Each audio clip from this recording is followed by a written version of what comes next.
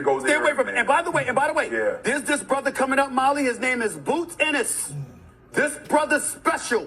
You don't want to go in the ring against after that beating. Molly, it was so bad. I swear to y'all, I am not exaggerating. Yeah. If I thought if it was a woman in the ring, I thought Xander was proposing. He like, I'm like, well, damn, whoa, too early for that.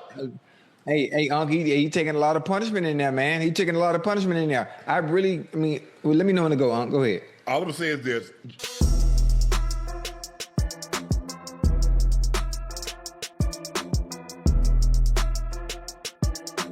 Boots Ennis, what a great fight. You are a machine. Zayas, a little inexperienced, but you will be back. You're a great fighter. Tonight on Sanders surprised me.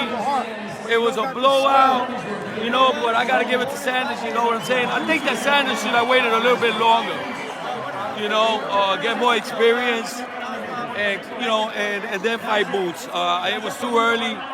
The boxing world is buzzing after Jaron Boots. Ennis delivered a dominant performance against the highly rated Xander Zayas, stopping him in 7 punishing rounds at a packed Barclays Center. Fans, analysts, and fighters have been reacting non-stop, and social media has been flooded with opinions about what many are calling one of the biggest statements of the year. Everywhere you look, people are talking about Ennis' performance and what it means for the future of the super welterweight division. Boots Ennis, what a great fight. You are a machine. Zayas, a little inexperienced, but you will be back. You're a great fighter. Let's make the biggest fight in boxing today. Virgil Ortiz, Boots Ennis, let's go. But I think the older he gets, 33, 34, 35, that's when he becomes the type of fighter you can't hit. You know what I mean? It's not really about when you throw, you're gonna get hit. He loves fighting. He's a fighter at heart. Like I said, with age, the older you get, the smarter you get, the more wiser you get. Then you realize, like, I take less risk and I become more of a boxer. He has that ability. But now he's young and he's in his prime. He's a dog. He likes fighting. He enjoys it. As soon as the fight was waved off, Stephen A. Smith wasted no time sharing his thoughts. His passionate reaction quickly spread across social media, with clips of his comments being shared throughout the boxing community. Stay away from it. And by the way, there's this brother coming up, Molly. His name is Boots Ennis. This brother's special. You don't want to go in the ring against after that beating. Molly, it was so bad. I swear to y'all, I am not exaggerating. You know how. Stephen A. Smith strongly criticized the decision to match Zayas with a fighter as dangerous as Jaron Boots Ennis at this stage of his career.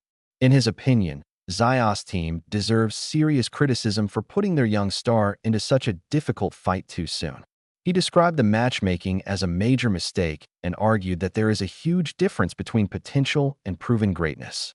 Smith made it clear that while Zayas has outstanding talent and a bright future, facing a fighter in his prime like Boots Ennis was simply too much too soon.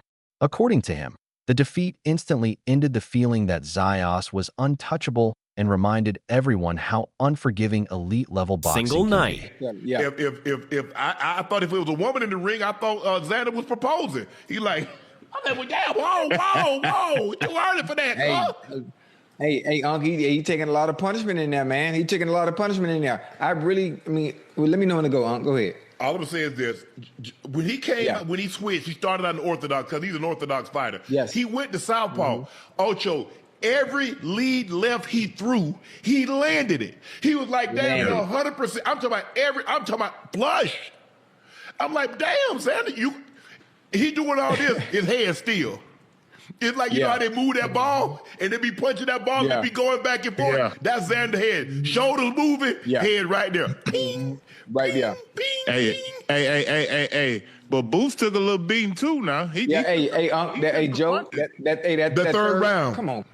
That third round, I mean, Booth said it. Booth said it, when he talked to the commentator after the fight in that third round, I got a little bit lazy with my defense. Now, he took some shots, Unc and Joe, but most of the time he rolled with him. But that third round, and I'm surprised that Xander, also, that Boots being the puncher that he is, Xander chose to just stay in the pocket and just out of range. Even before the opening bell, boxing fans and experts were split over who would leave the ring holding the unified super welterweight titles. Many insiders viewed this matchup as the biggest test either fighter had faced, leading to endless debates across television, podcasts, and social media. At ringside, legendary trainer Teddy Atlas reportedly argued that Zayas' youth, pressure, and high work rate could expose weaknesses in Ennis' defense. On the other hand, several former champions and commentators warned against overlooking a Philadelphia fighter with explosive power in both hands. Once the action began, the atmosphere inside the arena changed instantly. Less than 30 seconds into the opening round, Ennis landed a perfectly timed counter left hook that connected cleanly with Zayas' chin, causing his legs to give way as he dropped toward the canvas. What's your reaction to this knockout? Wow. That's all I can say is let's go, champ. Let's go, champ. Boots is it. Boots is it, y'all. Boots is the best. Boots is it. He it, yo. Let's go, champ. I want my man right here. Let's go, champ. That's right. Big Brooklyn. Big Brooklyn. Xander had done. He should have. What was Not four. Right? Gave him the belts. Okay, gave him the belts. That's it. Gave him the belts. Here, son. That's right. Take that. Don't kill me. I'm saying, don't kill him, Boots. Don't kill him. Don't kill him, Boots. Don't kill him, Boots. Don't kill him. Zayas managed to beat the referee's count, showing the determination and heart expected from a champion. Even so, the early knockdown changed the entire direction of the fight. During the middle rounds, Zayas continued to battle hard, using his movement and footwork in an effort to find his rhythm. He even landed a solid shot in the third round that briefly caught Ennis' attention. But Boots stayed calm throughout the exchanges, making adjustments, firing sharp counterpunches, and investing heavily to the body. By the 5th and 6th rounds, Ennis had fully taken control, and the damage on Zayas was becoming more noticeable. Another powerful knockdown only strengthened Ennis' command of the fight. Cameras even caught Shakur Stevenson reacting from ringside as he appeared impressed by the speed and power Ennis was displaying. Then came the decisive 7th round. Ennis trapped Zayas along the ropes and unleashed a relentless series of heavy punches that sent him to the canvas for the third time. With Zayas unable to properly defend himself, his corner threw in the towel, forcing the referee to stop the contest. I thought it would be relatively easy for Boots because Xander's, one, really young, two, not experienced at the level that Boots has fought at. And to be fair to Xander Zayas, Boots has never fought anyone this talent level of Xander Zayas. So there was going to be some questions that needed to be answered here, but for the most part, it was going to be not if, but when Boots would take over in my mind. Right? So walkouts were great. By the way, Boots came out with Jadakiss, New York legend. You got to do it. One thing I will say before we get into the fight, we have got to fix the pacing on these boxing fights. The pacing is fucking awful. Anyway, fight starts, and Boots did not feel his way into this fight. He did not ease his way into this fight. He was looking to go straight at Xander Zayas, walk his ass down, walk the bigger man down. And by the way, Xander looked huge in there. People were saying he gets to be around 190 pounds. I believe it. I've seen him out of fight camp down at the Caribe Royale in Florida, and that boy's big, right? He is 6 feet. They call him 5'10". He's at least 6 feet. So he was a big dude. Boots is walking right at him. Orthodox and southpaw, hitting him with jabs, with right hands. Boots is so technically sound and still chooses to be a violent man, and that's what makes him such a unique fighter, is that he could be a boxer that operates from the outside on his jab, pick, poke, pop, all that stuff, and he just doesn't do that. He uses his jab to be violent. He gets to that pocket range. He gets to that phone booth range and wants to hurt you. He wants to make your body ache and then bring that shit back upstairs. He's so damn good. Because he decided at 23 years old, as the champion, I'm going to take a test. I'm going to take a chance. I'm going to do something that most fighters won't do today. I'm not worried about my record. I'm not worried about my legacy. I'm going to go out here and give the people that are boxing fans something that they want. A good fight. I just don't like... I don't like the game plan of sitting there in the pocket and fighting with a puncher like that. You know, get in there, pick and choose when you want to throw. You know, throw your combinations and get out of range. In order to throw the punch, you got to subject yourself to take something. Yeah, absolutely, so absolutely. Normally, when you see somebody, they pew. Well, the minute you stick your head up and pew, somebody can shoot. Pow. Yeah. Something coming back. Always. Go ahead, Ocho. The crowd erupted as the victory became official. From ringside, several well-known figures applauded the performance, with many praising Ennis for proving once again why he is considered one of the most dangerous fighters at 154 pounds. Behind the scenes, emotions were running high as promoters and boxing insiders reacted to the result. Eddie Hearn was among those celebrating the performance, reportedly praising Ennis and saying he had further strengthened his case as one of boxing's elite fighters after capturing the unified WBA and WBO super welterweight championships. Man, it was a great fight. They both showed their heart out. They both got hurt. Xander came back and almost knocked out Boots. Great sportsmanship from the both in the end of it. Very professional, and the sky's the limit for both of them. I think they both needed this type of fight. Now, Boots going into a fight with Pandora. How did that play out? Who do you like? I'm gonna go with Boots. But to be honest, I think I like to see him against Josh Kelly before I see him against Pandora. He's showing up. And what about Virgil Ortiz? That's a tough matchup too. Styles make fights, right? Styles make fights. What do I think? There ain't nothing to think. It's a knockout. No, but I'm saying like just of the fight because it seemed like whatever I say, he wasn't ready, man. Whatever I say is not gonna benefit. Yeah, exactly. He should have. Congrats. Let's see him unified. Let's see. Well, he's unified now. Let's see him become undisputed. Good job. Are you proud of the way Xander performed? No, definitely. Part of a champion. He showed, and his team was. They made the decision. That's it. What'd you think about Boots' performance? I mean, he overcame some kind of hard spots there. Yeah, man, absolutely. I see things though that I think other champions in that weight class or contenders could capitalize. I'm not there yet. I'm at 147. We'll go from there. But for anybody at 154, I hope they saw what I saw tonight. So you feel that maybe Boots was a little vulnerable when you say that? I'll let the guys at that weight class answer that. Well, like say you're giving advice to a Virgil or a Pandora, like what? Well, let's see those fights happen. Right. Sebastian Pandora is the best one at 54. Meanwhile, on the other side, Zayas' team faced difficult questions following the defeat. They stood by their decision to accept such a challenging fight, but admitted that once the punishment became too severe, protecting their young fighter's long-term future became the only priority.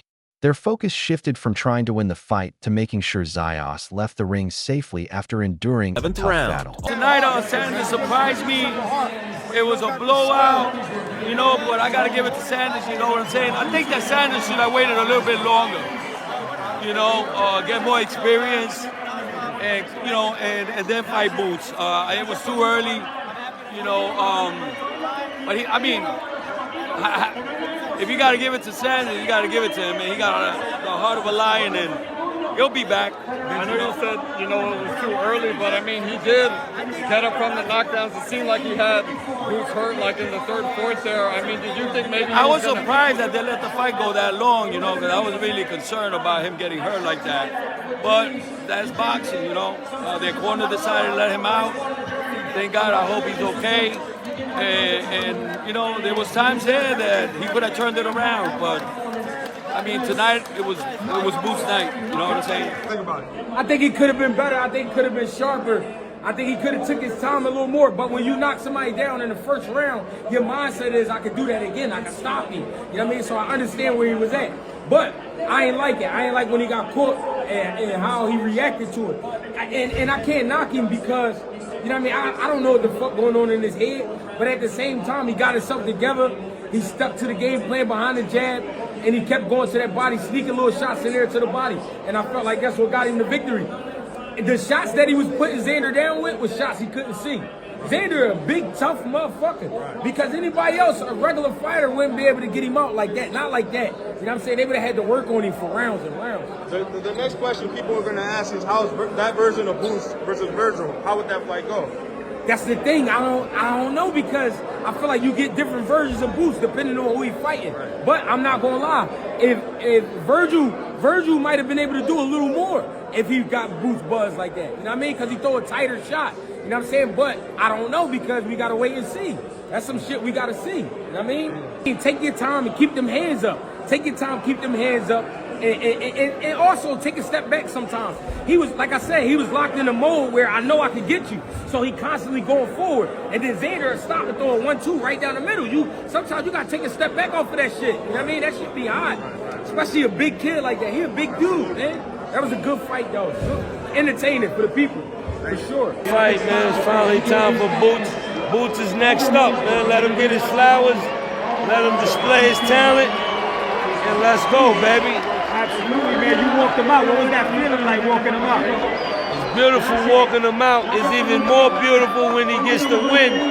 So it makes you feel like your energy is, you got the right energy. Absolutely, man. And, Soon after the fight, attention turned toward what comes next for the super welterweight division.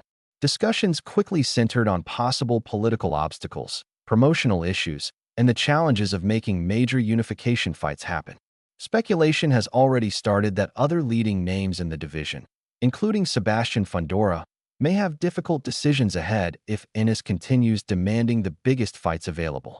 Some reports have suggested that negotiations, mandatory obligations, and promotional disagreements could make future championship fights complicated. Whether those rumors prove true or not, one thing is certain. The division has suddenly become even more interesting with Ennis now sitting at the center of it all. I don't know how to describe it. Was it a fight of the year contender? Was it just an inner tight? It wasn't really back and forth. It was kind of one-sided, but damn, it was good. It was really good. And Boots Ennis just showed maybe Terrence Bud Crawford was doing a little duck dive, dip dive, and dodge, get out of 154, move up to 168, beat the Cinnamon Man, and then retire. I'm not saying, I'm just saying that man Boots is a problem. We have to talk about it. He stops Xander Zayas in round number 7 of their world title fight at 154 pounds and put the rest of the division, including one Virgil Ortiz, on notice. He wants undisputed, and he wants some Virgil Ortiz. Partner at 154, Jaron Ennis. Yeah.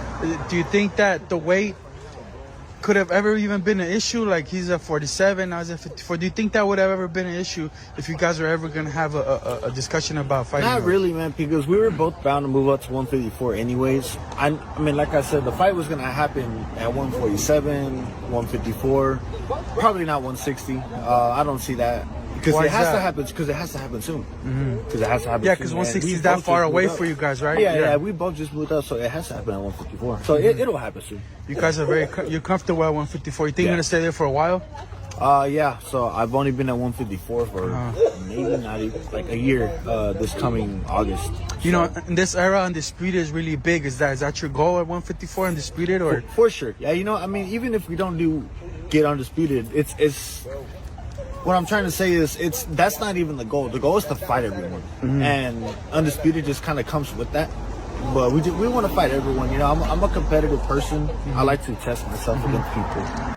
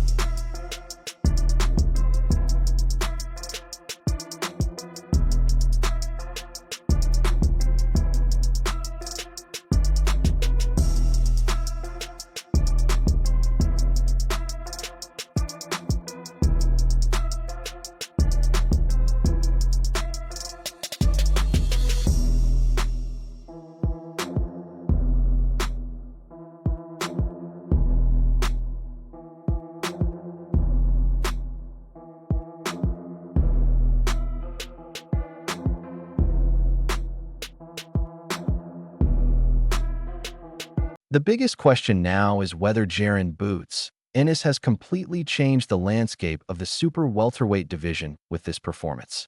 Will the biggest names step forward to challenge him, or will business and negotiations continue delaying the fights that fans want to see most? We'd love to hear your thoughts. Do you think Boots Ennis is now the clear #1 fighter at 154 pounds? Let us know your prediction in the comments below. If you enjoyed today's video, don't forget to leave a like, subscribe to the channel, and turn on notifications so you never miss our latest boxing coverage. Thanks for watching, and we'll see you in the next video.